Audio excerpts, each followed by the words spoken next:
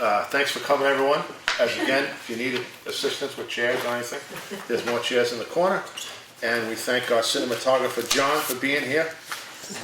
And Cinematographer? Somebody get you a thesaurus relate? You can even have sugar. that's right. Ooh, That's right. so load them up. Yeah. You want to throw some stuff in? That haircut. Yeah. Yeah, didn't. Got them all, but it was the same price. It was on sale. All right. We're back to the abusive pattern of our meetings, I see. But yeah. You want to throw some of those folders down? I'll just gently hand them over and you can select which ones you like. Oh. Oh, I forgot this thing.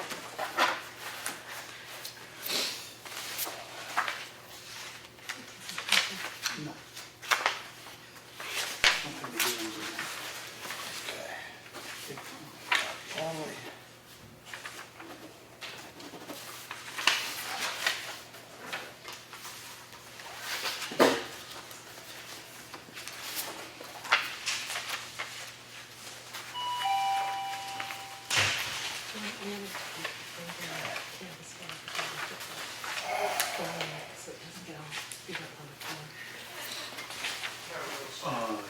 Did you guys both get a chance to review the 2019 warrant Yes. already? No? Yeah, No, okay. No problems? I didn't see any. Neither did I. No. Okay.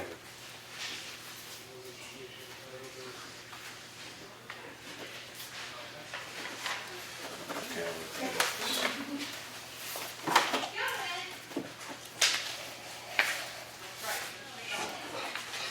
This one was a little chilly. I mean, I thought it was pretty nice.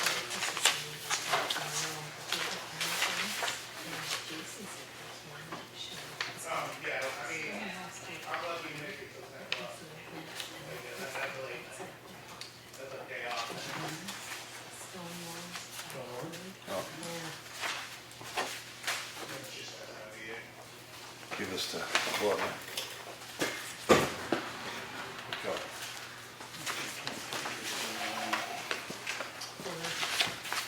Oh. Yeah. Thank you.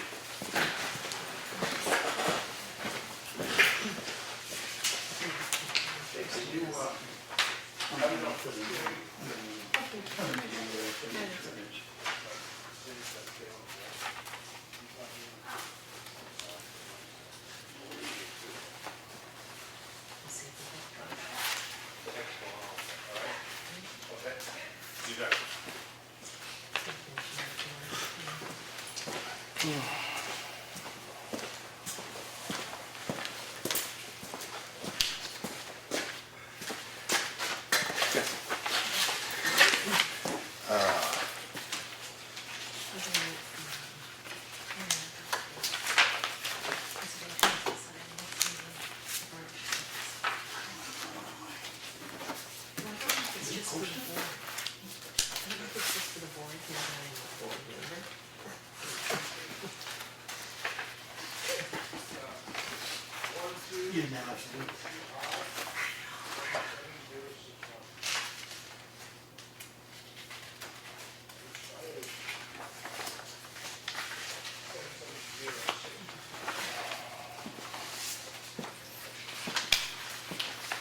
For your pleasure reading later.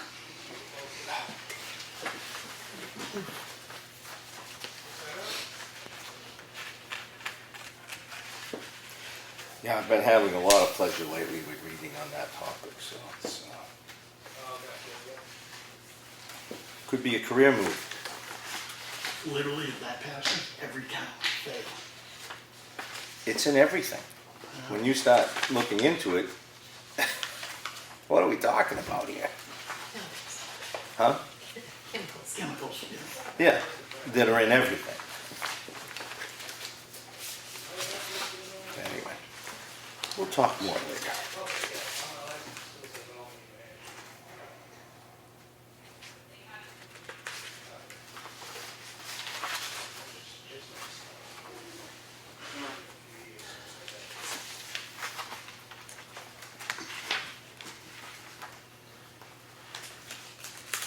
See,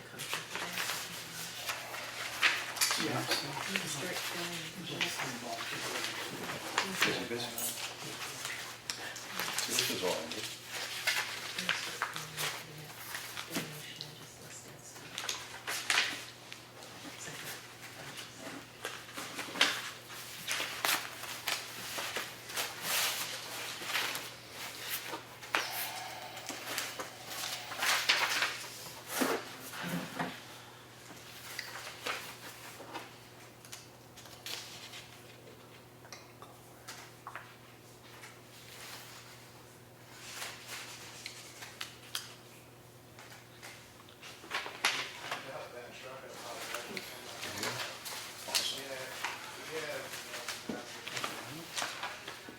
I've been up here about 8 years, something like that. Yeah, 8 years ago.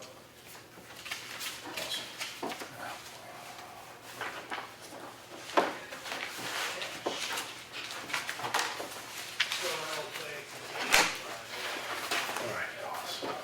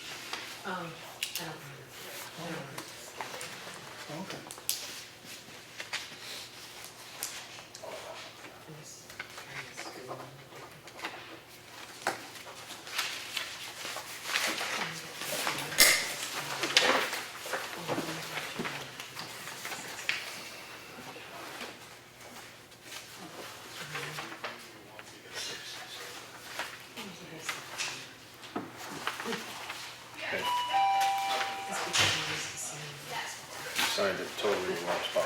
Who did I? What? Oh, jeez.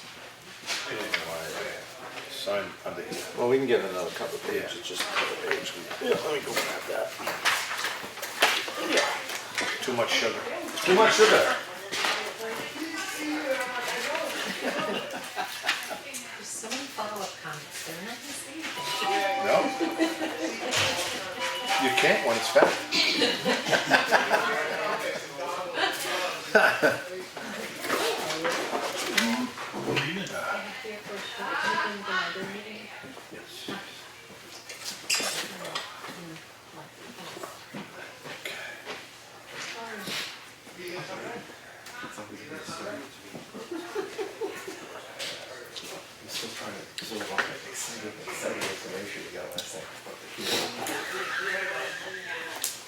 You know, 5 of us. I believe I counted 7. Wait a second, but we're talking about Brookfield also. No, it was Hiding Trees. Oh, I didn't see Hiding Trees, I must have given that first. Teresa Swan. Yeah, they came in that first, that's right, yeah. So Hiding Trees. We were back, he had these like, and we had to jump. All right, Lemonade ginger. maybe. Let's see what I can do. I should know your husband. You should. So we can't sign the warrant tonight? No, You screwed it all up? I screwed it all up. I actually have gone through it all, and I'm sure I probably have You know, only child, so you know.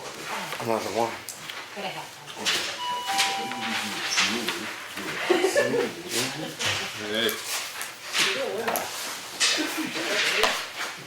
Claudia, I have one. Yeah.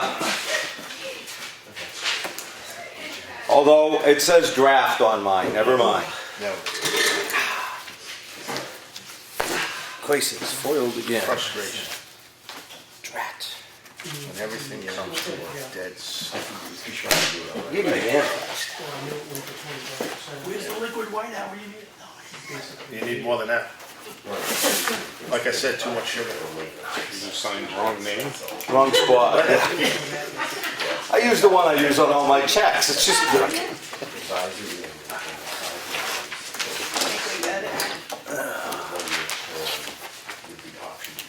Who wants it first? What is it? Multi-year, with the right names Yeah. and extra lines, I don't You know. sure? Okay. I think so. We'll go over Let me this. get my tab. Sign it. Was it a wrong name? Nothing's gonna change in this change up. This is the right name. The whole thing, none of it will change. There's a lot of this stuff going around today. I know. Well, Tim is, But you, I gotta talk to that boy.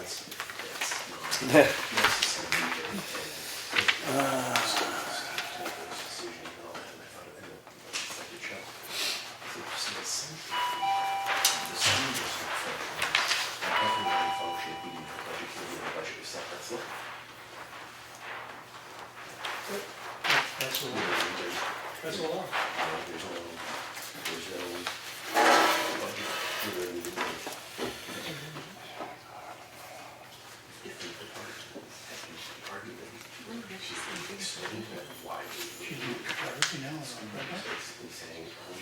If this actually meant something to me.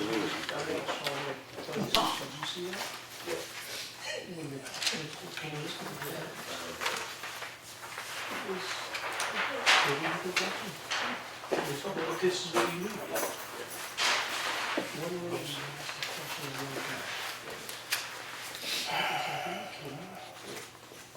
Every school.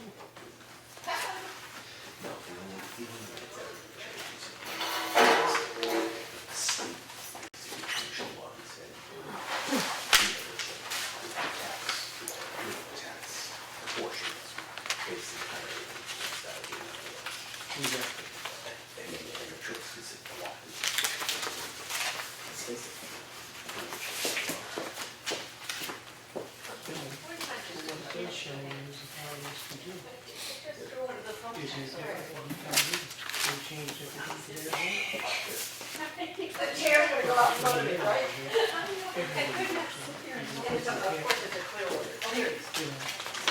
I could sit here and see it in 2016. 17, 18. This is all from last week, right? Well, cartographers is based on that. Matt Meisner organizes the whole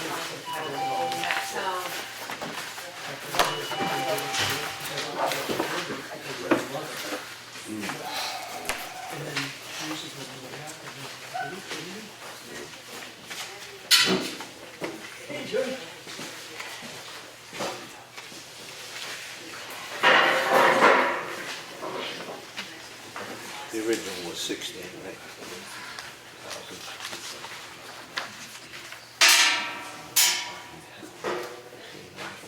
It's the same as both of them. This is 2 years. Yeah.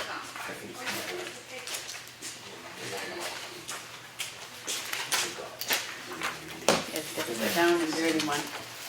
You don't know that you had one completed.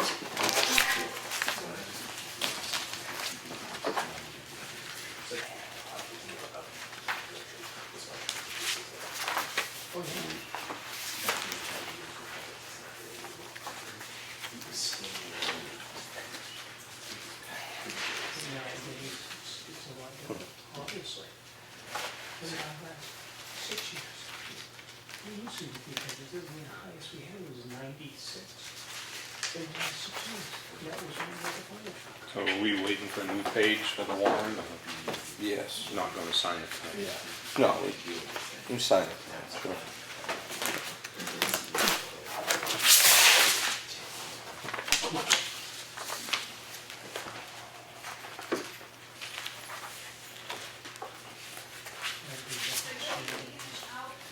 You get it, it's good.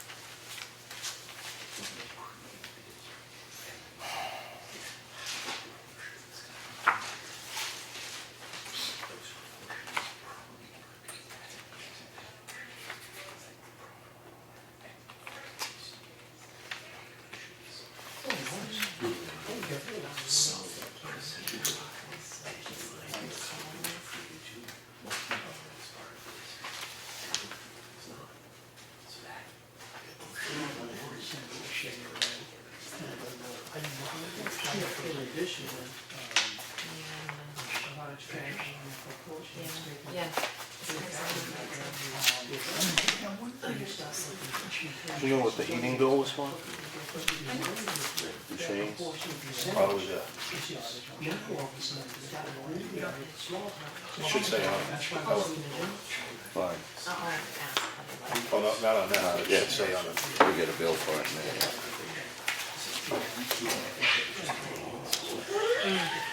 You still have to pay for administration of the program. You still have to pay for the building schools. Oh, no, you can get on it.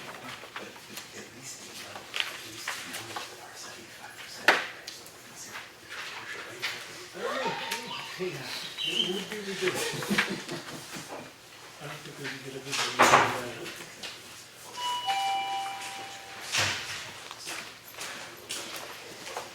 Safe, I still got it. Oh, yeah, I don't know. Been a while. Yeah. There's my damn side. Been a while.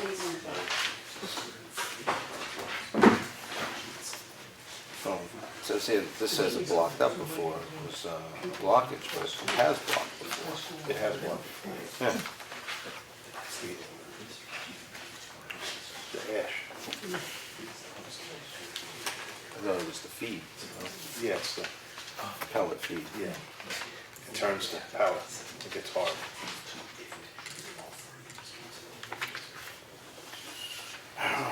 Of course it is. Pay more on the, because they're the same, they're the just 5 to 8 fluctuation makes a big difference. It's crazy. Yeah, oh yeah, where you can track all the numbers. It's outrageous. Because it's small. A little percentage on that 50 million, that's a huge difference in this. She will see that it's spread far and wide. Because I said, what's going on?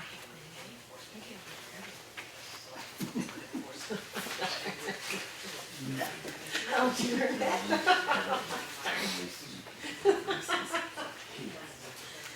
Oh.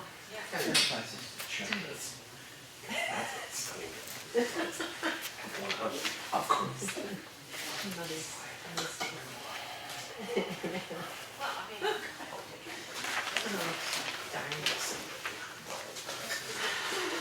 I think you're gonna say something else. Yeah, there we go. Oh, gee, yeah. That's true.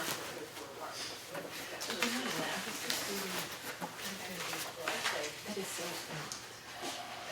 It's very classic. It's a little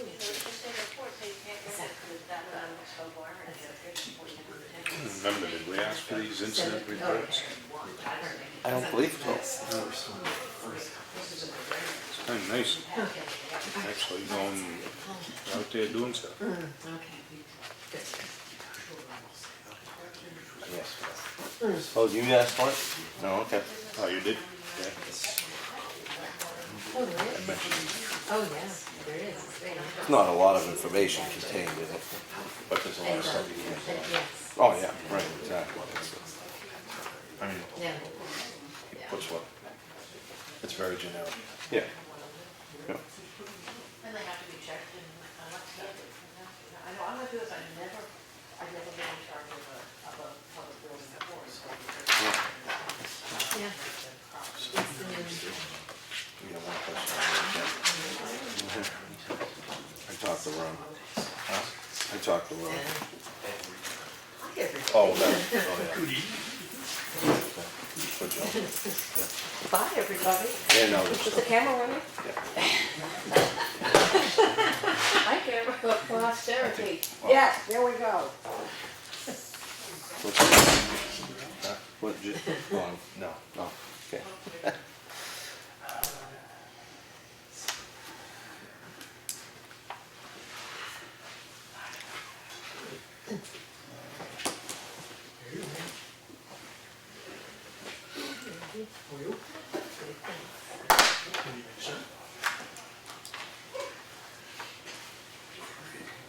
All right, how are you?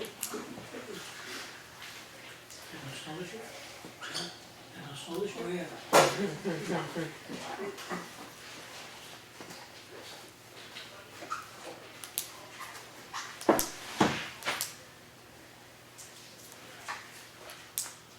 It's bigger.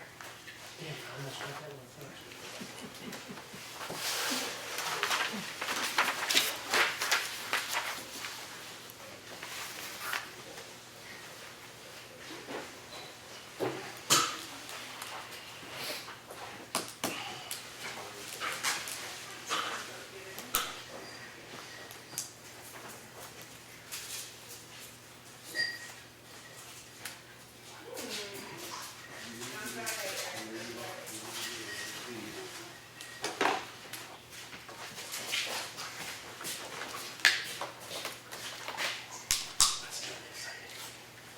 Are we ready? Unless we're waiting for Claudia for the, Claudia's right here. oh, the warrant, the cover page, right? Right, like you said, you guys? I yelled back, it was a draft, it had draft, I'm sorry. Oh, well then. But we can move forward and catch up with that. Too much sugar. Has he been hitting that basket? I'm looking for the Tootsie Rolls, are those out? I think they're gone. Yeah, I think, I'm gonna crash on it. I think Eric has a handful. I don't.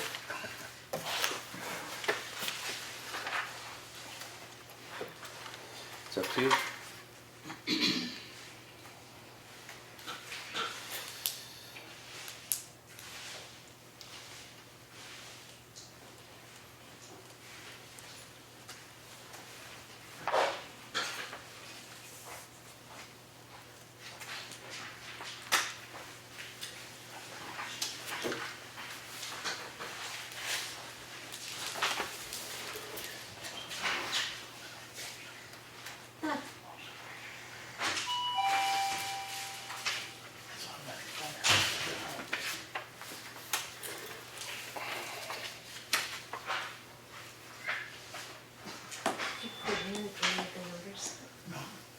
That's weird.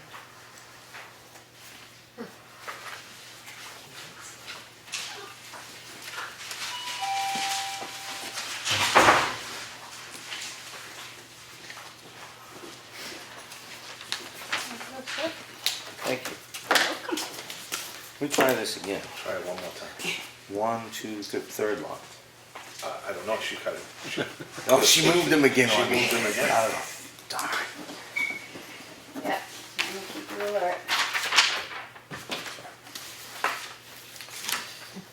You did sign this.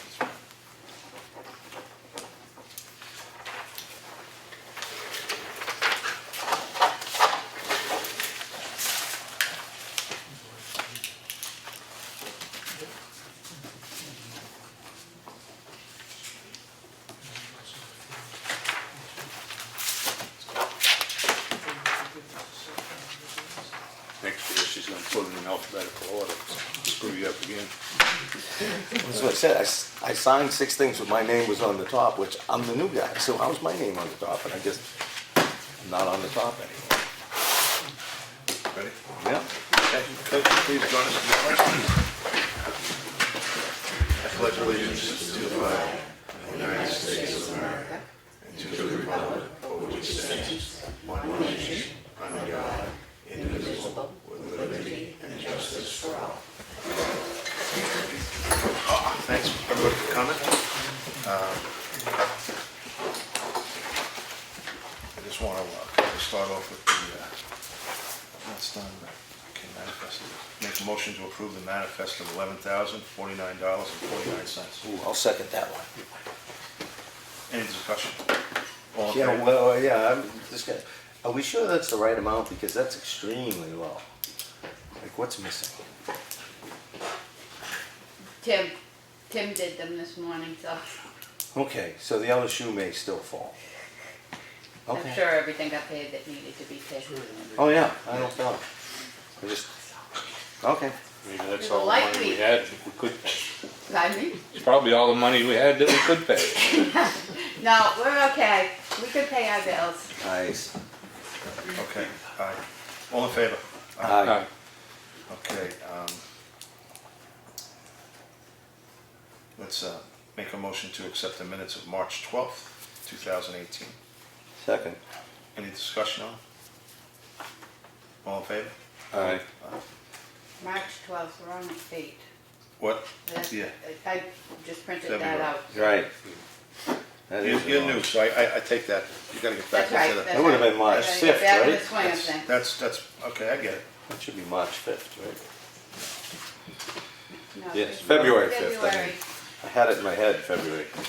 Hey. Anybody got a Hershey's bar? I didn't think we were on the comedy channel. I'm sorry. Hey, Yeah. It's been a long day.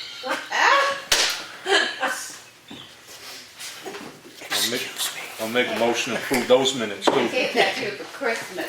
It's still doing it in your bag. For occasions like this. He's trying to bribe me. February. Change the date. All in favor? February 5th? Yes. I second. Okay. All in favor? Aye. All right. Any planned? The action folder was a few things in there for announcements. We have to go over the multi-year winter road contract, digging dozers, bill, and do you want to go over this? Did you have a Yeah. chance to read this? What is it? It's the winter road contract for two It's a revision. revision. What we revised? The years of, the years that it's in play, the first year is dropped off of it because Ron was changing companies for bonding, and the sticking point for it was that the bonding company wouldn't go back to that original year that's already preceded us. So the bonding company will bond for the forward 2 years, this year and next year. So, So he is bonded now? He has got Yeah. bond now? Yeah. yeah. Well, this is what they needed to go forward because they won't cover back that other year. It'll only cover the year that's in play, the Right. year is in play. Yeah, he's switching provider. Yeah. It's a cost thing from the conversation with Ron. The other company was significantly more expensive, I guess, so. I don't have a problem with it. Make a motion to accept the multi-year Second? winter road contract. Any discussion? All in favor? Aye. Aye. Okay, you're not even on. Oh, yeah, you are. Yeah, I was, she took Henry out and put me in, yes.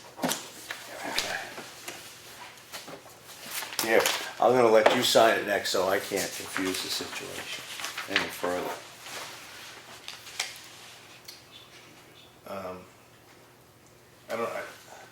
I kind of want to bring this back into play. We went astray. Bringing the department heads in, to talk to them. The second week of the month will be the highway contract, the third week will be zoning and fire, and the fifth week will be transfer station, and the PD would be PRN as needed. Just to bring them in and talk to them, that's all. I'm just thinking we should get back to that. And the reason for having, well, we were totally off the maintenance contract, that Yeah. was supposed to stay. Yeah. We just got off track. Yeah. So I think we should Well, go. I think the reason is we thought that instead of having them come in, we just asked them to come in when we needed them. Or they needed us. Instead of coming in every, Well, it's once a month. I think we should go back to that. I don't know what you guys feel about it, but I think we should have FaceTime instead of on the phone. That's just my I thought. don't have a problem with it. We can try it and go back, okay. All right. Doesn't inconvenience me, I'm here. No, I'm just saying, go back to that. Okay, so we're gonna do that. All right. If you guys feel differently, chime in, Well, some of this, like Mark at the transfer station, we pulled him back from Maine to come in. And I'm not sure that it's always been productive unless there's a situation. I think Randy tends to be more available, and I think Tim Butts really didn't feel that there was a lot he could share here in the meeting. So for the police, I'm not sure. No, I said PRN as needed. Oh, If we had an issue, okay. we could, All right. see if it's addressed, Or No, he I- has a concern with us or with something, he can come in and address it. I mean, as long as it's not, Yeah, most of their stuff is. it's confidential yeah. anyway, but. Yeah, I don't, it's fine with me, if anybody in those departments has a concern, they can share it live. Yeah, Should be exempt, I guess. yeah. So we're good with it? So we're Yeah. doing the fire department, roads, Yeah, zoning, uh-huh. and you're leaving the PD? PD is as- PRN. Yeah.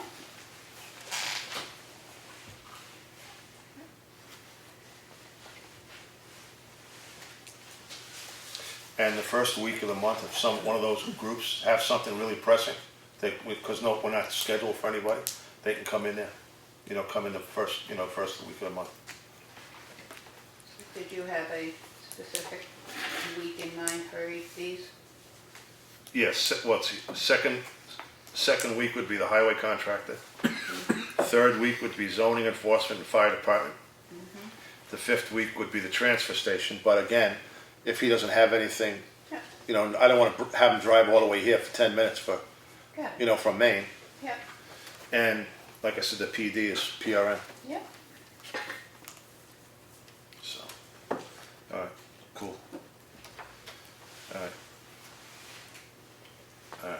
Do you guys have any discussions with any of the department heads or anything? Any issues with any department heads while we're on this topic? No, I don't.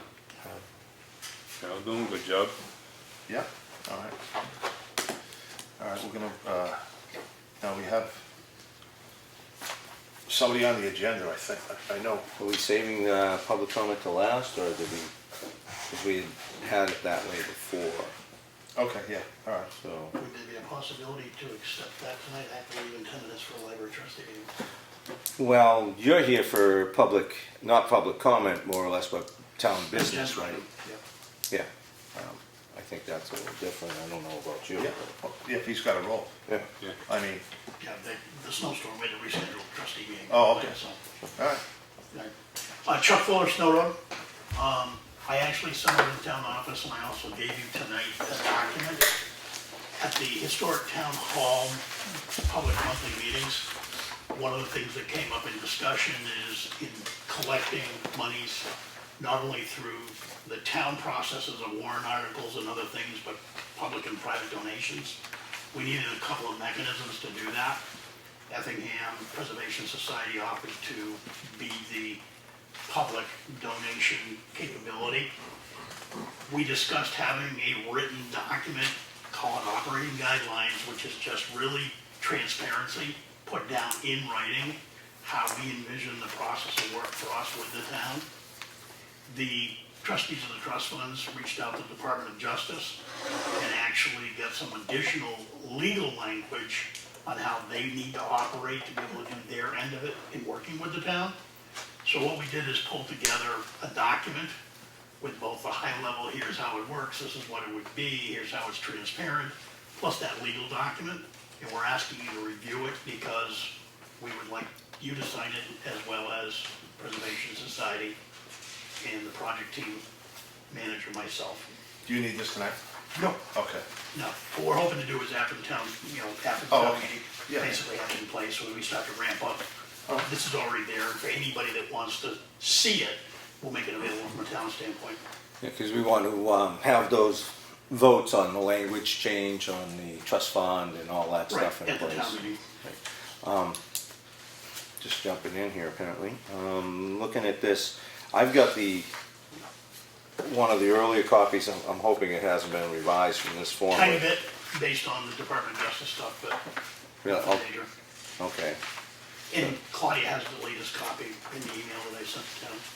all right. Because the original copy that I had, which is on page 4, repair and rehabilitate the building and grounds for the benefit of the community.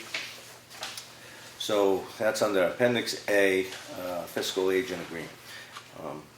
Item number 4, the sponsored organization, essentially the town, will provide the fiscal agent, the Preservation Society, right? With reports describing programs and services on the project on a monthly basis following the receipt of monies from the fiscal agent. Not exactly sure what that's supposed to mean, with reports describing programs and services of the project on a monthly basis. I think it's more of an activity, what activity's gone on.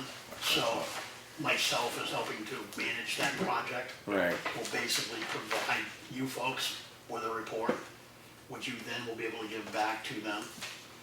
So the DOJ is basically wanting them to have documentation around what the activity has been as an ongoing positive movement of the project, where monies are being expended. Sure, and I don't have a problem with any of that, but my problem is just me with the language. It's not really telling me what it actually is asking for, you know? I mean, like, do you see a problem with changing some of the language to actually say the activities or whatever the... I'm expecting you guys to go through and edit this, and probably with even your town council, because I think, I made a note in here, one area. Right. That I think town council needs, because it's referencing an RSA activities. But any comments you have, let's bring them back and share them. I'm expecting you to go back and forth, not just for once and done and sign it. Okay. So, Yeah, I think with setting something up between a nonprofit and the town and the whole money thing, I definitely want to have our town attorney look at that. yes. For me, I don't know, what you guys? Okay. Should definitely do that. Thank you. Thank you, Chuck, for... Thanks for all your work. Grace, thank you.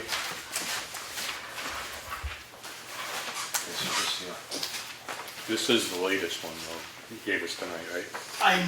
I'll check it, Lenny, because I thought I had corrected the, page 1 of 6 backwards on the bottom of the document. Well, I'm not worried about the page numbers. I believe, yes, that is the latest document. Thank you. Thank you. Yep. Okay. Anything else on that? No, I just, I'll reread the updated version myself, Yeah. get home, look at it, and, after that, I don't know if we have some edits, maybe we want to bring them forward as the board and then send them to Matt. Yeah. What do you think, Lenny? Yeah, Okay, then, it's time to read that and digest it. so hopefully we can maybe have our edits for next week if we get the opportunity to look at it.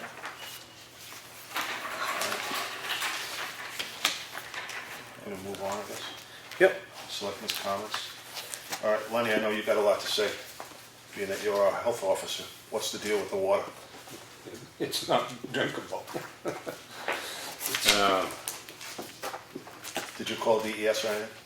I haven't called them because I never got the email that said that, what DES was gonna do, require us to do. But we have to, get a hold of Did you read the report?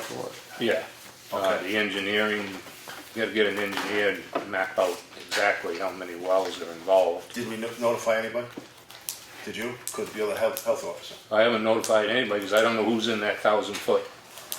Well, that doesn't really matter. I mean, I don't know if it's, you gotta notify somebody. But you just made a statement that you can't drink the water. That's not true. no, it's just kidding you there. You're on tape here, so you gotta watch what you Yeah. say. Because Blair Foltz came in here today saying that you told her that the well is contaminated. It's not contaminated. If you read the report, I didn't say her well was contaminated. well, that's what she said. She told me the transfer station What was was contaminated. contaminated? Well, it's high in manganese. It's not contaminated by the PFAs. Well, That's why they don't drink it, is because of I believe it's manganese well, and. it says in the report, we note results from the transfer station water supply well indicated no PFAS of consistent or current NHDES policy. So, to me, there's nothing, they're saying that it's okay. The well is not contaminated. No, well's not contaminated with PFAS, Well- but it is high in, Again, I wanna caution you how you put stuff, because it comes back. It comes back completely wrong. I never said anybody's well was contaminated. And when Blair Foltz talked to me, I told her the transfer station well was not contaminated. They don't drink the water because it's high in In fluoride. either fluoride or Fluoride. PFAS. Nobody drinks the water because it's fluoride. Yeah, but no, I never told her the well was contaminated. Okay, but, so, The test wells is where the monitoring wells is where the bum readings came from. all right, so, okay, be as it may. All I'm saying is we really have to watch as a board what we say and how we say it, because it gets misconstrued, and then it comes back, and now everybody is in a tizzy about the water. Can't drink the water, can't drink the water, when in fact, that's never- not the case. No, But I anyway, never told anybody they couldn't drink the water. all right, well, I'm not gonna beat it to death, but, so you didn't contact anybody? You didn't call DES, you didn't call HEB, you didn't call anybody as the health officer of the town, is what I'm asking you? No, Okay, I so. thought as a board, we would, No, not Get as an a board, engineer. as a health official of the town, that's your job. So we didn't do it. So anyway, I did take the initiative I knew that Mike was going up to HEB, just to let you know, that I called Mike and I said, if you're going to HEB, I understand they have a water specialist, is that, Well, yeah, part of what I was getting into. okay, I don't wanna get you thunder, but I'm just saying, I asked him a couple of questions that I want answered for that, because I knew it would fall by the wayside. So I'm gonna defer to him now to tell everybody what was said or what wasn't said, so we can try to head off a lot of this stuff at the pass.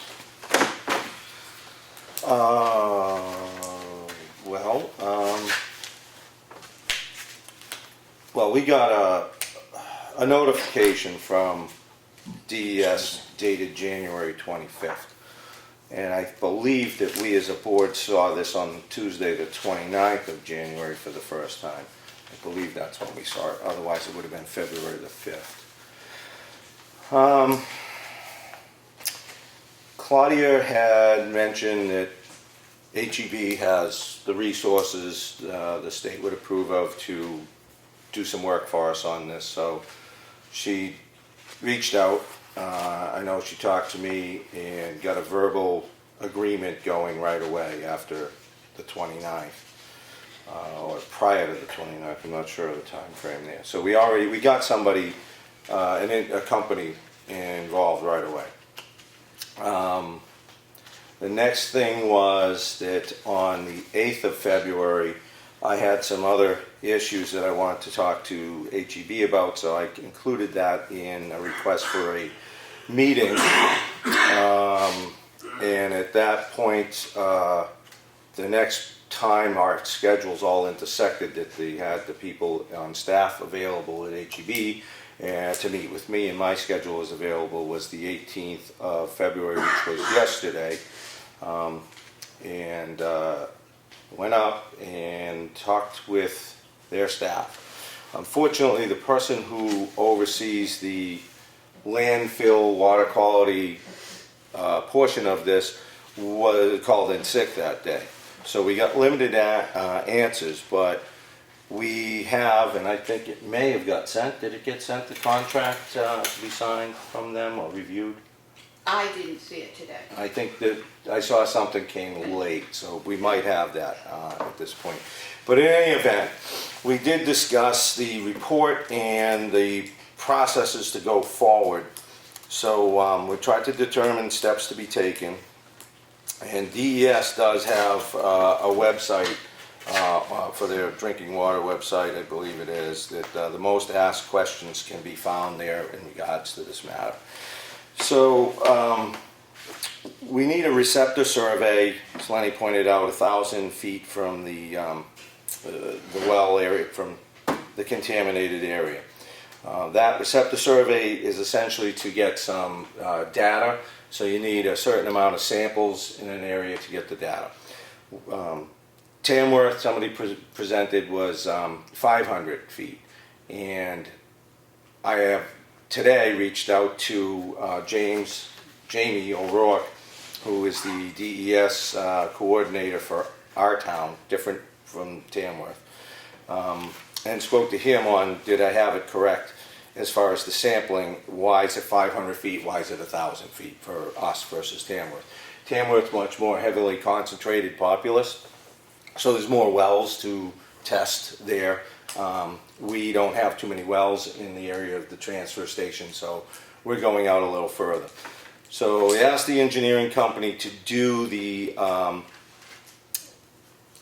circumference of that area for us, so that we're not picking and choosing and trying to draw lines. I also asked them to do a separate circumference of 1,250 feet, just for our resources knowledge, in case we don't capture enough wells to give a good data sample. We may have some mixture of drilled and dug wells, and we want to make sure we have the appropriate amount. And Mr. O'Rourke, DES, thought that was a great idea, so he's happy to know that we're moving forward with that. The HEB is preparing a notification letter for us to the private property owners, and they will also be dealing, I believe they're going to use the Eastern Analytical water testing company to schedule water testing for the private wells. So as soon as that can be set up, we'll be paying per well per test, and Eastern, I believe, will be the company that will be in our town working with residents on that. I specifically asked that they handle this, HEB, and that the selectmen would be taken out of the mix of being involved in the well testing. My point of view is no need for us to get involved, miss a deadline, not follow all the information through. So they are going to take care of that for us. There are, at this point, I believe 2 labs that I was told of, and I believe they're in California to do this testing, so it's quite pricey. The whole country really is dealing with this, so the thought process is that over time the testing will be more local, there'll be more companies involved with it. And essentially these chemicals are pretty much in just an incredible amount of things we buy on a daily basis, so there's no escaping that there's going to be contamination somewhere, I believe. They will be, HEB that is, will be doing the interaction for us with DES of New Hampshire, and as part of that process and going through the report, some of the testing was thought to be done right away. Having reached out to Mr. O'Rourke, who was signed the report, we have in September our regular sampling time for our permit, so that's still in play. We're not asked to do anything at the transfer station at this point in time. He did feel that the drilled well there was a good sign that that was free of contaminants. The manganese and such is a byproduct that's typically seen in all landfills, so he didn't express a great concern there. I did also point out that, how is it that we end up footing the bill, the small communities anywhere in New Hampshire, because we didn't manufacture the stuff. We followed the guidelines of state and federal requirements to handle this stuff. So we'll see where that goes, if there's going to be anything on that. Mr. Fuller handed me some paperwork. I guess there's some legislative bills in play right now to even make it a stricter levels. And DES, there's somebody in DES who's arguing against the particular limits that we're dealing with. So I guess it's still a legislative process, but right now we have to deal with this report and follow through. So we have a plan, we have a company in place, and notifications and scheduling will be going out. And that's pretty much the bulk of it at this point. We will be updating as we get information in. As I said, I believe something came into the office that might be a contractual agreement to be signed. And that's pretty much where we are. Until we know more, I don't really think there's a lot more we can That's right. impart to the public. We did touch on the well that we have, landfill monitoring wells. It does show that in the report.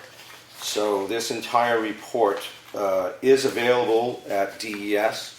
You can just look it up there on their website. And just so everybody knows, the permit renewal for us, the DES number that they gave us is 1988-05-02-1. So I'll say that again, 1988-05-02-1, and the project number is 555. So it should be pretty easy to find on their website, I should hope.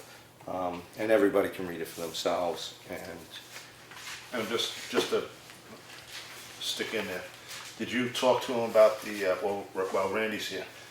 Because I'm reading it, paragraph 3. DES notes the elevated concentrations of PFOS detected at the site may be a result of waste disposed at the landfill or potentially past the current site practices, such as use of Class B foam, firefighting foam to extinguish the fires. Do you guys ever use Class B foam? I know Class B foam is for aircraft and rocket fuel. They've used Class B phone since I've been up here, since 2001. And I did check with the fire chief and deputy fire chief Pycut, and obviously Bill had been involved here for quite some time, the early 2000s anyway. So that's as far as back as I could give information on to Mr. O'Rourke as well as to HEB. I let them know that that was our position as far as we knew. We were only using Class A fire retardant foam. Okay. All right. So until I think we find out more info from HEB and Yeah, I think they're going to get on this quickly. I did share with them that I knew there was a lot of buzz in town, a lot of concern. Certainly Blair Foltz feels she's in the 1,000 foot area, as well as the Green Mountain Conservation Commission. They've been active in looking out for our water aquifer for 21 years now. So certainly we're going to probably see some attention from the public on this, and why not? Sure. So we are moving on it though, about as quickly as it can. As I like to say, the world turns at a certain speed, and there's nothing we can do to change that. And this process is going to be no different. We do have 90 days to get the results in. Mr. O'Rourke did say that there'd be some grace period for the proper cause, like knowing there's only 2 labs, and if test results is on a lag time because of testing, they wouldn't hold our feet to the fire for the timeline. But they appreciate knowing that we are actively pursuing. exactly. He stated that, so he was quite Absolutely. happy Why to wouldn't? hear that Effingham was engaged with HEB and moving forward. It's the health and the welfare of the town. Well, it's water supply. So. Yeah, gotta have it. But it's not us alone on New Hampshire. It's a new testing. The state put out last year. DES it started this for these particular items, these contaminants, and it started last year, just showing up now. So, Okay. Yeah. Awesome. That's about all. I would have actually been able to tell people more that I was doing this, but we canceled last week's meeting. So, It's all right. sorry. Well, moving forward, that's the main thing. Putting the right foot in front of the left. All right, Lenny, what do you got? And the way I read that regulation, once we get the report from the lab, then we have 5 days to verbally inform the people. Yeah, It's the way I read that. the test results. Yeah. In which case, I think we're probably, I'm hoping we'll establish communications with the folks we're looking to test in advance of that. So that is why I didn't tell anybody. Well, I wouldn't, Yeah. I don't know I mean, who's why in the- alarm people if, Yeah, that was my yes. thought too. I was hoping we'd have more information before we just, because what do you tell people? I don't have answers as to how this affects anybody.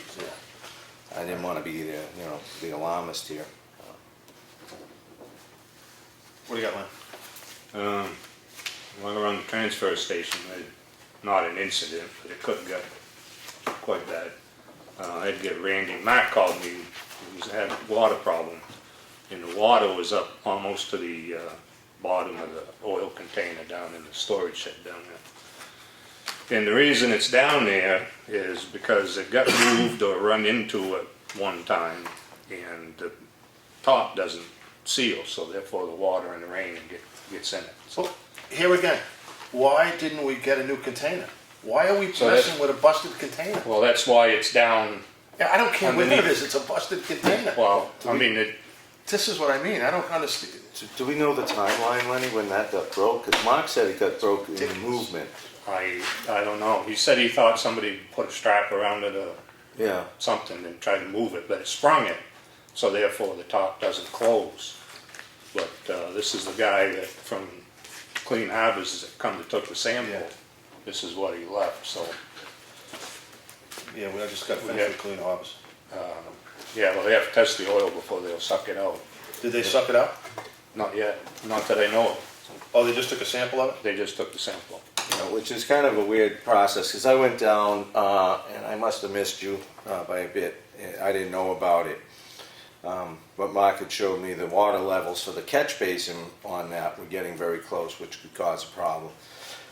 One of the things I asked for this summer was, and I never followed up on it, so my fault, was to get the drainage away from that building, that structure. And all the sand got put in. Now, the water can only go in there, so it really had a significant amount of Yeah. water. Yeah. So we can't really keep anything in there the way it is. But my concern with this goes back to when I first got on the board last year and started looking at through the books on the transfer station. And this whole oil thing kind of bugs me because I don't see any good coming from it. You can return, if you get oil at Napa or Walmart or wherever, they're supposed to be taking it back. As well as if this gets hit, leaks, water gets up and gets it, we're gonna have another situation down there. Especially with the top cracked. And I mean, I know guys with shops that have waste oil burners, so I bring it to them. And there's another problem with this, is people bring in contaminated stuff that the guys can actually smell the contaminants in, so they don't dump it in here. And that piles up until we have to bring it to the hazardous waste day, or I think Wakefield has a few more options during the course of the year. Not Wakefield, Wolfboro has a place. But I'm really not seeing that I like the idea of taking the oil. I agree. And Mark, I believe, said Hiram, the three-town transfer station, they stopped taking transfer stations, stopped taking antifreeze and oil, and maybe it was Yeah. something else. I don't know. Did he tell you that one? No. So, I don't know. I'm less likely to want to buy another container. And I think, actually, Claudia, when we talked, you said that container was part of a DES program where everything was free, there was no expense, and Exactly. that's not the case anymore. We're paying a couple of $100 to get rid of a couple of hundred And that was gallons. back in 2000. Clean Harbors, we just paid them $6,000. Yeah, Yeah. so, Yeah, I mean, there was it was a whole different, organization at that point with used oil. They were, yes, it was a grant, we paid nothing, they arranged for everything. and now that's It was picked up for nothing, turned into a pretty good Exactly. bill exactly. and a risk, a liability. So I don't know how I you would- guys feel. I would- I'd like to get out of it. Yeah, I agree. It's just too risky. Where's the oil gonna end up, you think? You know? Well, you know, you can't police people to that point, but Napa, if they're selling you oil, or Walmart takes it back. Other people, like I said, have waste oil burners. I mean, look at what we're gonna have some significant expenses with the contamination from a landfill that was handled all on the up and up. We have a broken container that didn't get reported, and now it's in an area, it was placed in an area that has a risk of, again, you know, either leaking or getting contaminated from underneath. I don't see that we're on top of the game here. The reason it's in that canopy is, like I said, because the top was, it wouldn't close, so water was getting in, so it goes down in and contaminates the catch tray down there, so. Right, and then that can spill over it. And like Mark said, we've never had a problem until this year, and, you know, you get 2 inches of rain and frozen ground, That and, is true. you know. But I think this is just an accident waiting to happen. Well, that's it, the tree that falls, the plow truck that hits it, the person who drives in, and, I don't know, or the water gets it. But we can give it I to mean, you more. could use that one, the one that we have, and just jack it up. Yeah, the last time that tray filled up, it was quite expensive to have it tested. Yeah, I mean, I'm sure. what, And then they come back and they put a strip test in it before it leaves. They come on site, take a sample, test it, and then they come back and, I don't know. I would opt to hold off on taking any more oil till we look into this a little bit more. Well, I did take that initiative and I told Mark not to take any more oil until we, Especially with this going on. Got We got this. something that, like you just said, we followed every rule, yeah. and now we're getting banged for it. Now we have a busted oil thing, even though it's the top. And Clean Harbors, it costs money to pump it out, so what are we doing? Adding more cost I mean, right now and risk. we can't take any more because the container's damaged and in a bad location.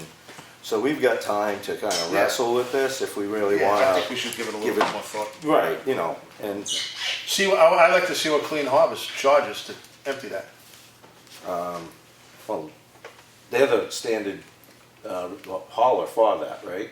Is that, but I thought. Well, there's it was other companies that Yeah, it was NAA. another agent, I don't know who. Yeah. Yeah, I think Clean Harbors just comes in and takes a sample. I think somebody else pumps it I out. think NAA is the I know hauler. they gave up dealing with the used oil quite some time ago. They gave us the vendor. You know what, I'm really, Directly. I'm not sure I'll be swayed on this one. No, either am I. And before we jump on to anything else, I forgot to mention something about the water monitoring in the wells. I did ask about long-term solutions and what we could be considering with these. And there really wasn't a lot of good answers there as far as there's no cut and dry way forward with all of this, but there is a way to remove it from your drinking water.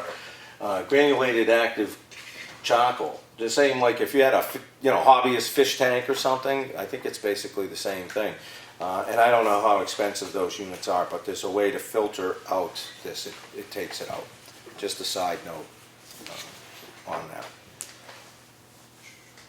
Well, last Thursday, the EPA come out with new regulations and stuff for PFOAs and stuff, but they didn't announce anything, so, I mean, if the EPA is getting involved to help clean up these Well, that's things, you know, there could be federal money coming or something, who knows? I mean, they never announced anything, they just said that they met and they talked about, because like you said, that it's not just unique to here, it's everywhere.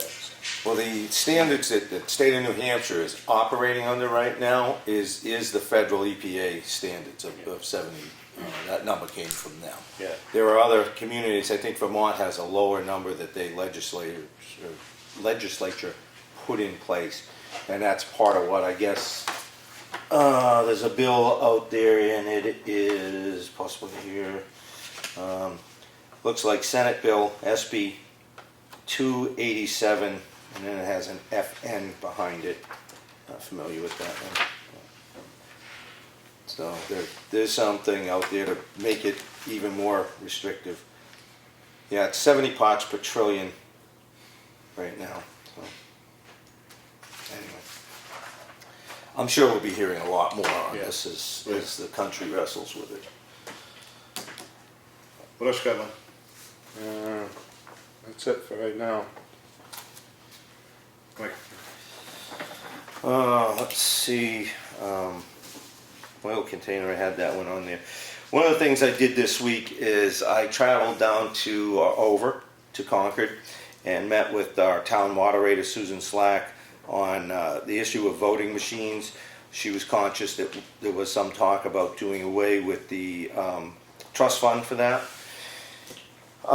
Susan presents a lot of good reasons why we don't want to do that, and I'd have to concur. Right now we get a good amount of volunteers. Deanna does a great job, and as long as Deanna is at her position, maybe that continues. As long as people continue to volunteer, great.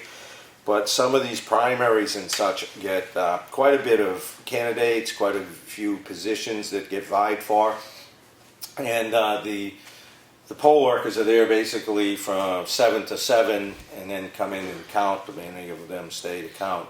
So it makes a long day, and she's concerned about accuracy and the potential that down the road we would be better off with the machine. So there's 4 vendors were there at the legislative building, and the equipment is vastly changed, and it's a lot more sophisticated. Some of them were really pretty impressive, and the prices were varied.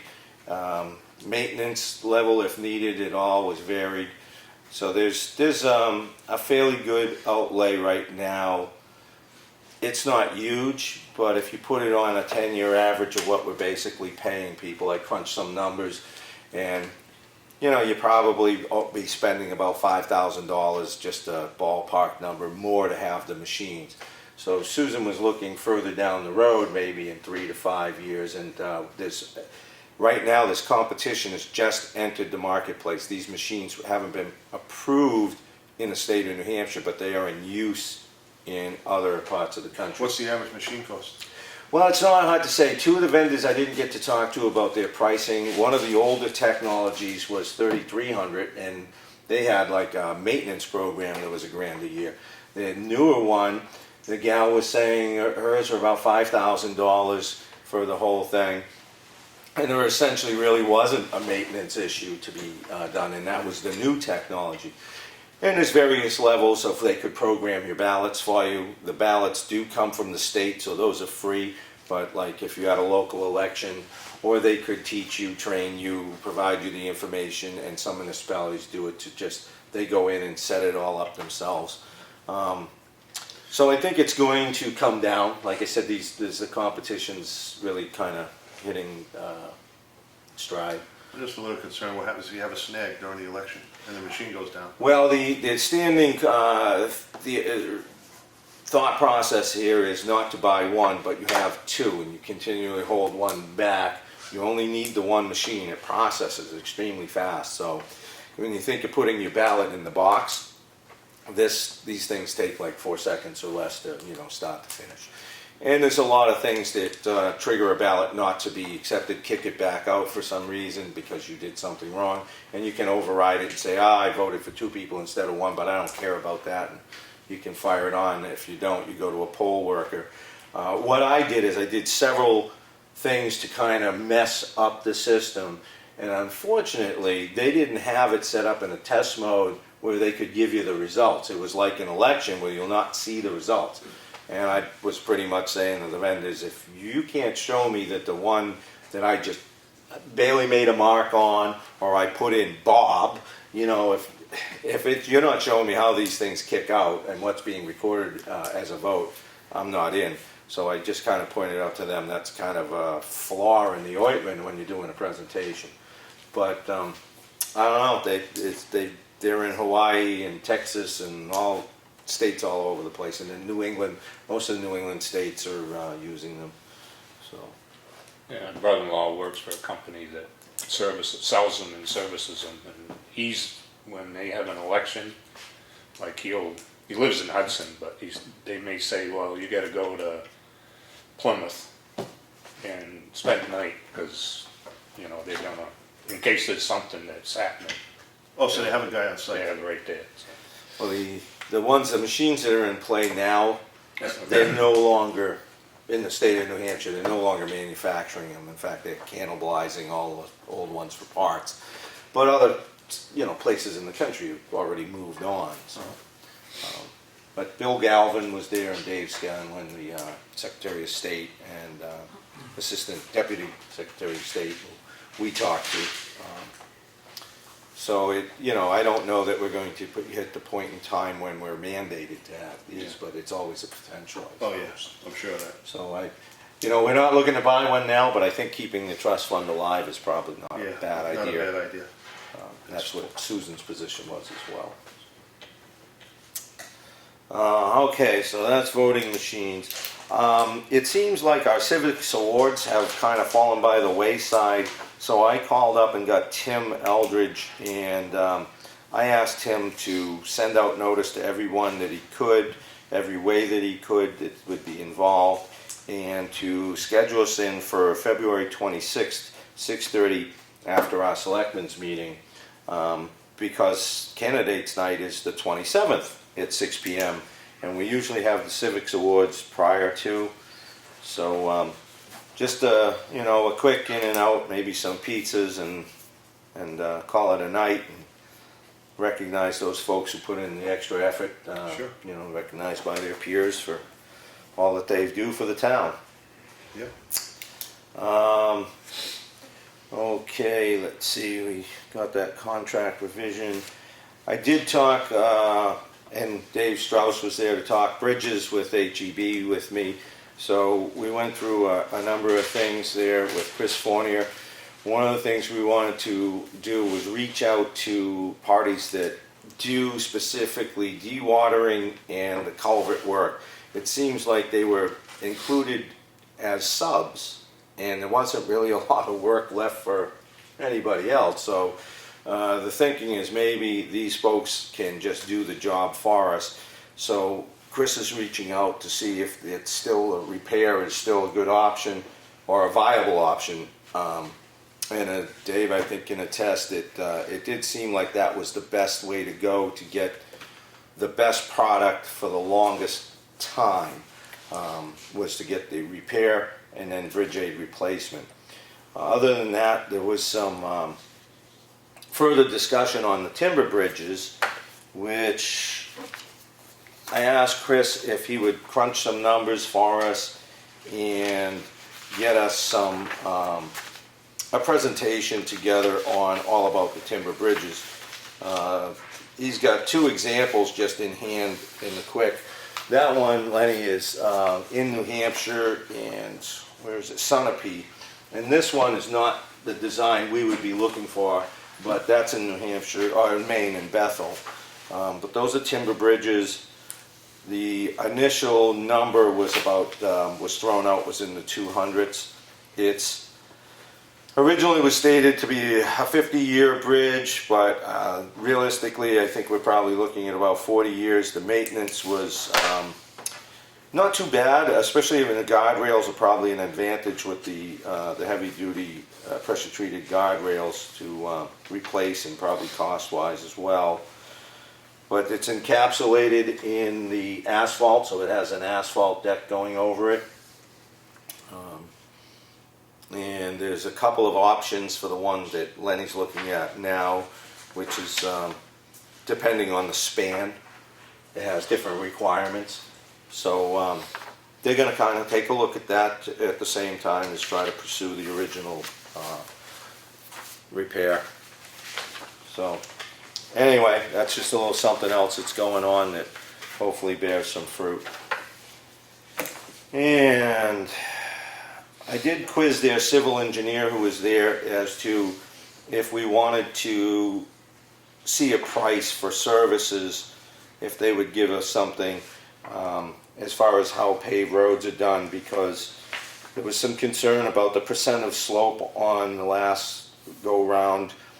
Base layer thickness is a thing I wanted to always be able to verify, and subsurface compaction was something that, I'm seeing a lot of movement on that road, which may be commonplace.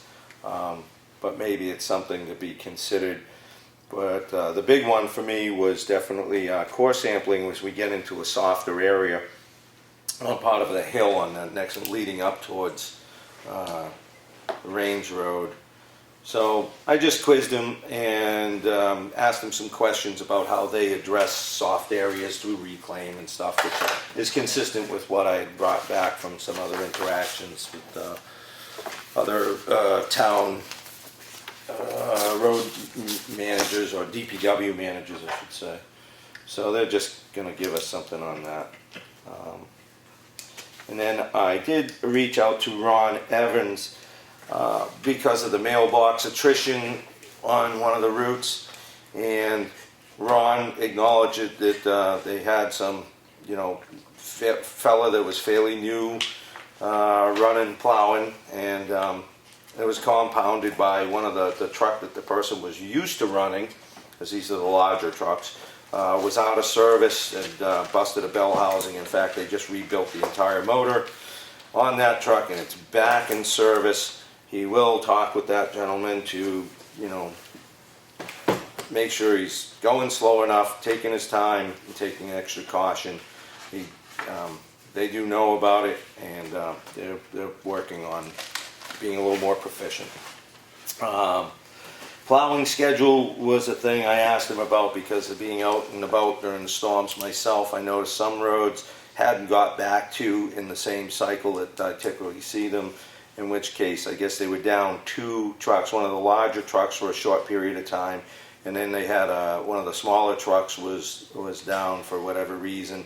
That one is either been repaired as well, but I believe he said it was replaced. They put another truck in service. So delays getting around town shouldn't be a problem at this point. And then I did talk to him, but I don't want to steal Mr. Jones's time about a situation he'll be discussing with us coming up. Then I did have something else with a concern that was brought to my attention by, again, Susan Slack when I met with her. Actually, it was brought to her attention by Jennifer Gilbert. Jennifer is used to be with OEP, I guess, Office of Energy and Planning. It's now OSI, and she's a planner over there. I'm looking for her title to be exact, but in any event, I asked her, because of information again from Susan Slack about how repealing zoning could affect the town. And Jennifer Gilbert's concern was Article 19 of the Effingham zoning ordinance is the floodplain management regulations, which contain the minimum requirements needed for a community to join and participate in the National Flood Insurance Program, NFIP for short. In the town zoning ordinance, if the town zoning ordinance is repealed and includes the repeal of the floodplain regulations, the town will automatically be suspended from the National Flood Insurance Program. Suspension from that program would mean no resident in Effingham would be able to purchase flood insurance through NFIP. The only option to acquire flood insurance would be through private market, which can be a lot harder to do and more costly. Existing flood insurance policies would not be renewed. There are currently 3 policies in effect in Effingham which would not be renewed. No federal grants or loans for development may be made in identified flood hazard areas under the program's administration by federal agencies such as HUD, EPA, or SBA, which I forget what that one was. I looked it up today. Small Business Administration. That's it. Thank you. More chocolate. No federal disaster assistance may be provided to repair insurable buildings located in identified flood hazard areas for damage caused by a flood. No federal mortgage insurance or loan guarantees may be provided in identified flood hazard areas. This includes policies written by FHA and VA and others. federally insured or regulated lending institutions such as banks, credit unions must notify applicants seeking loans for insurable buildings in flood hazard areas that there is flood hazard and that the property is not eligible for federal disaster relief. Let's see, lenders are not required to require a flood insurance as a condition of a loan for a structure determined to be in that flood hazard area, but can choose to do so. She's heard of property owners in the NFIP non-participating communities that this does happen and can often hold up real estate transactions. I worked and met with the town's planning board in 2007 on their application to join NFIP. The requirements to join NFIP include application form, resolution of intent by the selectmen, and the adoption of the town's flood ordinance plan. Effingham became a participant in August 1st, 2009.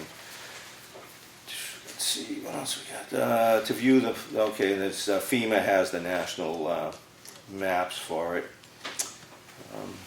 If the floodplain regulations are repealed, the town will automatically be suspended from NFIP. Due to not having a floodplain ordinance in effect, the town can choose to later adopt a standalone floodplain ordinance and reapply to join NFIP. However, the sanctions bulleted above would apply until the town successfully and officially rejoins the insurance program. There are a few communities in the state that do not have comprehensive zoning, but have adopted and enforced standalone floodplain ordinance, which allows them to be members. So that was in response to an email I sent asking for information on how this would affect us. The office has the emails and the follow-up because I included to Jennifer. I have included our town administrator and the email address in this correspondence in an effort to keep any interested parties up to date on my activities involving the town. So, like always, everything's in the office that I've, email stuff that I can get. In fact, there's an email in the office from my communication with the DES coordinator today, where I haven't even got to read it, but I asked him to encapsulate a little message to let everybody know what we talked about. So I don't know that the folks who petitioned this, or exactly, I'm not entirely sure who was the petitioner at this point anymore, but I know this was supposed to go to town meeting, but that's not how it gets handled. So hopefully people are aware of how this works and the effects. So maybe they'll go to the town website where the public hearing for the planning board was posted. It also has an audio component. This item was not realized at that hearing, so I thought it important to get it out to people because this could be pretty detrimental to some property owners.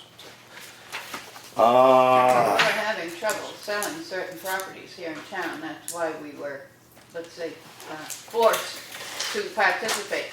And it was a long process. Well, and part of the problem with reestablishing some of these things, because I did talk to our town's attorney about, okay, now we had all these standalone ordinances that got adopted by town meetings into the zoning ordinance. And I said, well, what if we get, he said, well, that's a big problem now, because if they throw it all out, town's voted.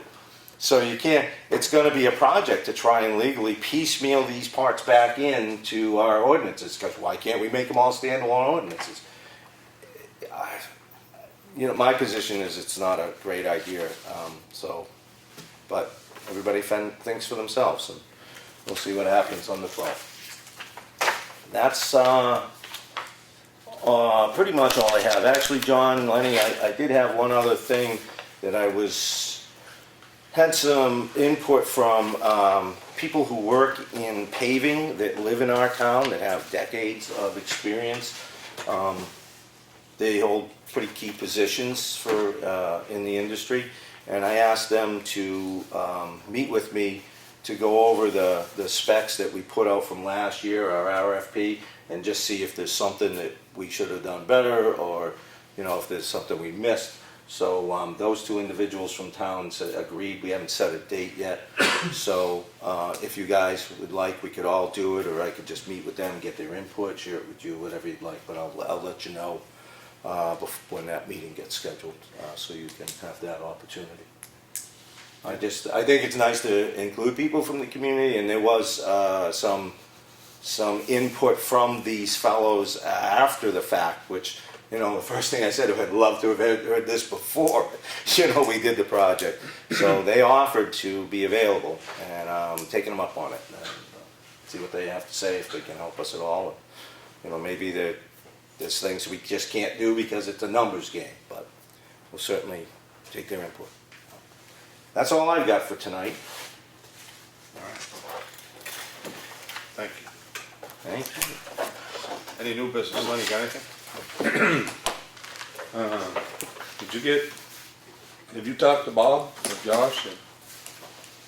I haven't seen any frost heat signs. No, I haven't. I have not.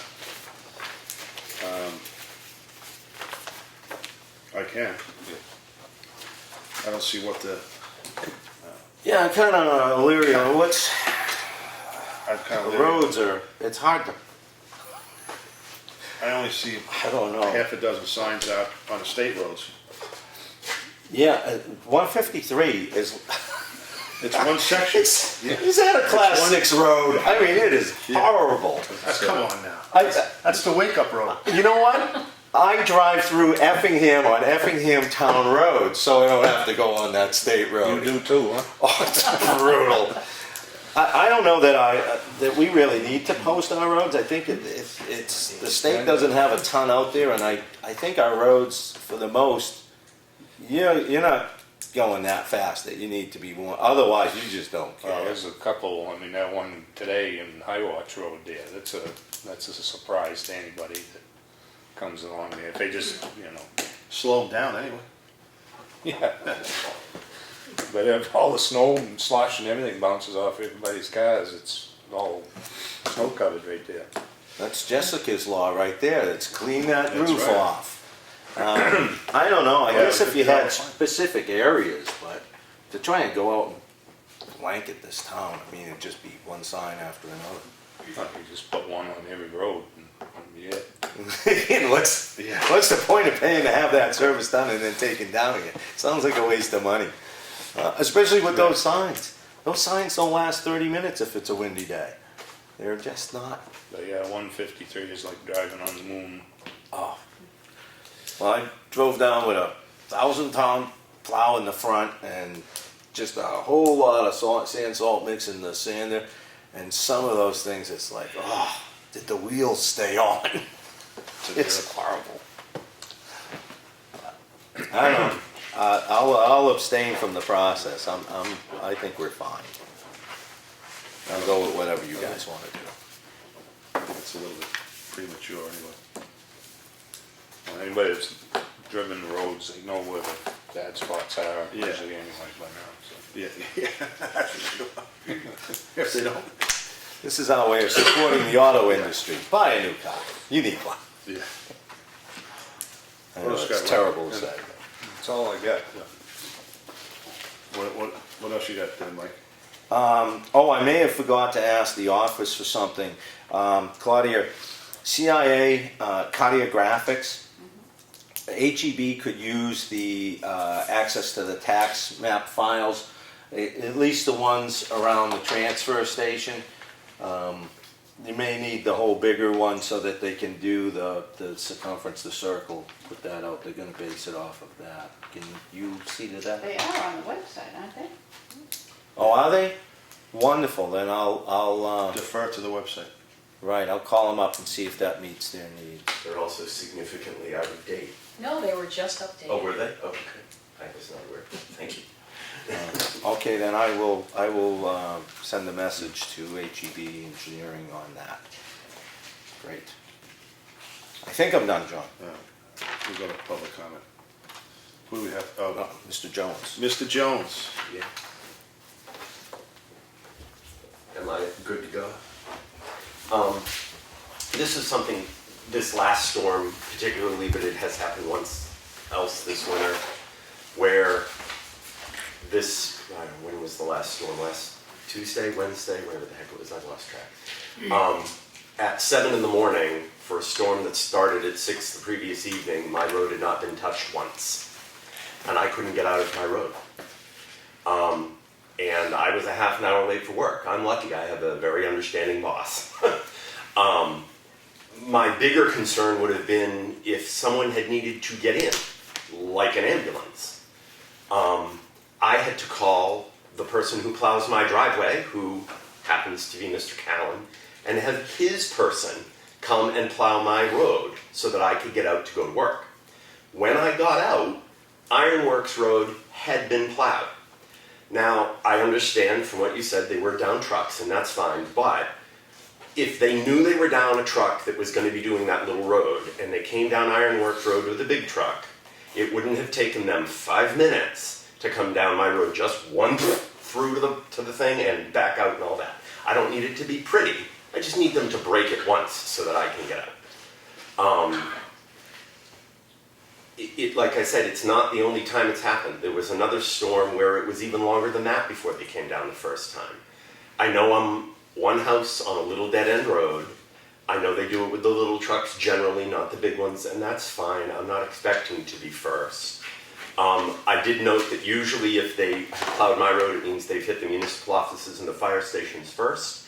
And I noticed that when I went through Lord's Hill, the fire station there still hadn't been plowed out. So that was after I'd been home for 30 minutes later than usual. I guess my concern is if they know they're down vehicles, they need to be making some adjustments on the fly to how they do things to ensure that everyone can at least get emergency services to their home. That particular snowstorm wasn't very much. It was, what, maybe 6 to 7 inches, but it was very thick, heavy snow, so you couldn't really drive through it. You know, I don't have a four-wheel drive truck. I have a sedan, which doesn't help, I realize. But like I said, I'm not expecting to be first. I know I'm not going to be first. That's not my concern. My concern is they don't seem to be able to make adjustments on the fly when they have a equipment issue to ensure that there's at least the ability for someone to get up in an emergency. I was literally stuck in my home. And I guess, and like I said, if it were the only time it had happened, I wouldn't maybe be as concerned. I'm a little more concerned by the fact that it's the second time this winter that has happened, that we've gone multiple hours. I mean, at this last one, the storm was over, and they still hadn't come through the first time. You know, usually they'll come through once, plow straight down through, and then they come back later and they pretty it up, for lack of a better way of saying it, you know, do all the pushbacks and plow it a little better and all of that. Like I said, my biggest concern is the fact that I have a 78-year-old and a 79-year-old living in my house. One has a heart condition and the other one has dementia. And there's always the chance I'm going to need to call an ambulance to that house. And the way it was this past storm, the ambulance would not have been able to get to my home. And if I'm ever in a position where my parent dies in my home because the ambulance can't get there because the road hasn't even been plowed once in a 12-hour period, you better believe you're going to know about it, because the first thing you're going to get is a big, huge, fat lawsuit from a lawyer. I just think it's unacceptable. You know, I'm not, like I said, I don't expect it to be perfect, but in 12 hours, I expect it to have been done once. Well, just so you know, I had a conversation with the road contractor to let him know about the situation, because I know I was aware of the last time it took place that the road didn't get plowed. So brought it to his attention. I think part of the problem not really a problem, part of their process has been to forego your road with the bigger trucks probably when they do ironworks, and they go down, they plow it, they sand it, and they go out. I think there's been a disconnect when, like you say, they didn't need to adjust on the fly if they have a breakdown. Because what happens with your road, I understand, is they use a smaller truck. And primarily, the reason I got was that you have a no salt request in. Yes, So, because our well is so close to the road.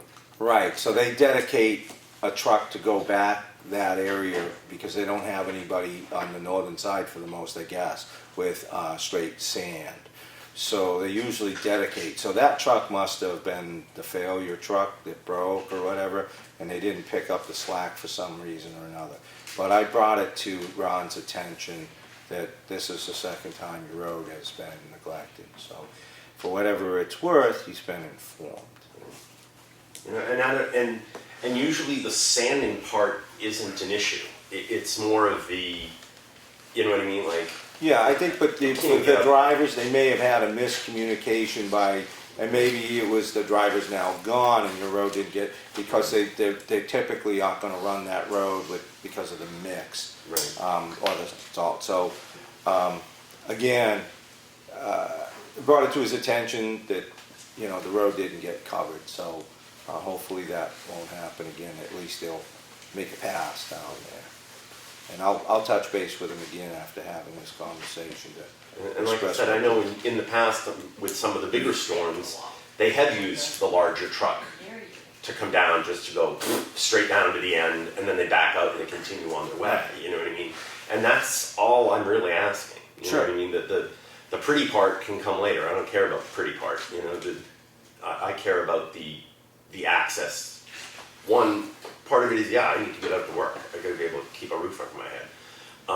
The other part is emergency services. You know, I'm in a position where I need to know that emergency services can get down that road. Well, again, since you had your time to come in and talk to us about it, and I've already started this dialogue with Ron over it, I know I'll call Ron to just express what took place here and to see if he can't, be cognizant of that concern. Thank you. Sure. I mean, John, I imagine you'll probably be talking to Ron too, because you do. But I want to follow up anyway. I'm just aware of it. I started talking to him about it.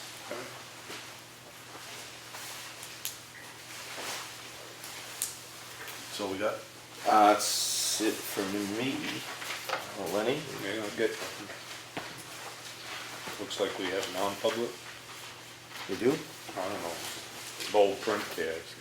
we have non-public tonight? No, but Oh, that's- I just oh. pulled up one of the old agendas. I don't know if Chris had one prepared, but All right. she didn't tell me this morning that she had. Any other business?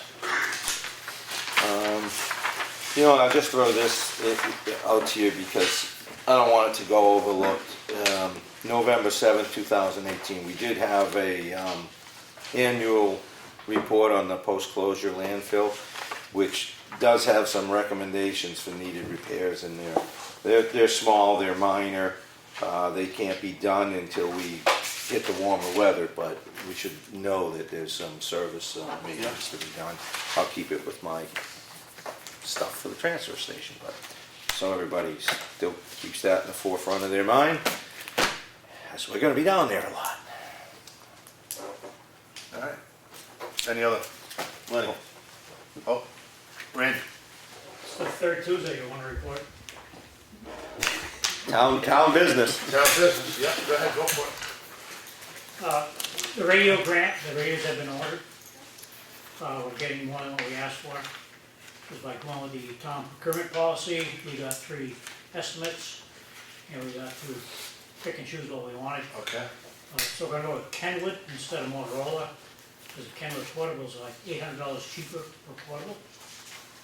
So we're gonna end up with 18 portables instead of 13. Each truck is gonna have a dual head radio instead of single head. We're gonna have a single head base station. Cool. And it's already been approved from FEMA, because I checked on the website on Saturday, and there's been $57,429 transferred to the town's account. Nice. Nice. Randy, thanks for doing all that work. And the town's portion for, total grant's gonna come to $61,293, and the town only has to come up with $3,864. Nice going. Yay. Great work. What, now, are the old radios completely out of service when those come online, or what do we do with those? The ones I said we were replacing are the original ones when I came up here. We do have some that are PF-25 compliant that we're gonna put on the trucks, because they're basically obsolete, cannot make a parts for them anymore. As of the end of this year, they're no parts. So unless the radio company has parts, they won't be able to fix them. So we're gonna put them on the trucks, use them for traffic control, just on scene, nothing will be transported or transmitted through dispatch or whatever. We talk, Just the town frequency. yeah, talk amongst ourselves on the scene. Until such time as they're no good and can't get parts, then we'll jump in. So now, do you have an abundance of those? Essentially, is there any opportunity for any of us here at the board to have one to listen to some of the stuff? I never know what's going on out there when you guys are out. There's a reason for that. Probably. And there's a reason I want that radio. I didn't want to say that. It's a hear no speak radio. Perfect. Well, right now, like I said, we have 16 members with a 17th application I just gave out. So if we have 17 members, we only have one extra portable. But we will have the ones we're getting rid of, or the ones that they're replacing. Right. Because, Yeah, I don't want a new one. yeah, we have like 12 of those, I believe, and if we put 2 per truck, it's only gonna take up 8. Okay, so there is a surplus at the moment. Yeah, Great. but by FEMA standards, we're supposed to take them out of service altogether. Well, again, that's, as far as, for me, it's just Right. to listen, no. It'd be out of service, yeah. Yeah. I mean, would be used on a fire scene. So, you know, if you think about that, if it's something you'd be comfortable with, we can talk. And if it's something you guys are comfortable with. One of the mobiles, we're gonna have like 4 mobiles, one of them's going in my truck. So I can communicate, because like, there's a lot of places in town they can't hear me on the portable. But that's what the current portables, with the new ones, they're a higher wattage, higher output wattage, What is Right. it, 6 or 8? 6. 6. That's the size they go now, 6. And one of our members who lives on Henry Drive was the big problem. He tried from his front doorstep, and they read him. Nice. Right dispatch. Yeah, they let you try them, right? For a Yeah. trial period? Well, we had a trial period, we could try and test them out before we ordered them. Uh-huh. And that was the only one they could get from his house to get dispatch. All right. Awesome. Thanks for all that work, huh? And the town, probably, on behalf of the town, thanks for all that money. That would have come out of, raised by taxation. Let's see, I do it for selfish reasons. Keep my taxes down. There you go.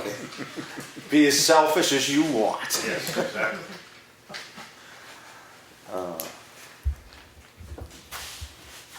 I guess this is Lenny's part of the meeting, typically. You done? Well, Randy's done, so Listen, I've been done. I'll make motion to adjourn. I second. All in favor? Aye. Thanks for coming, everyone.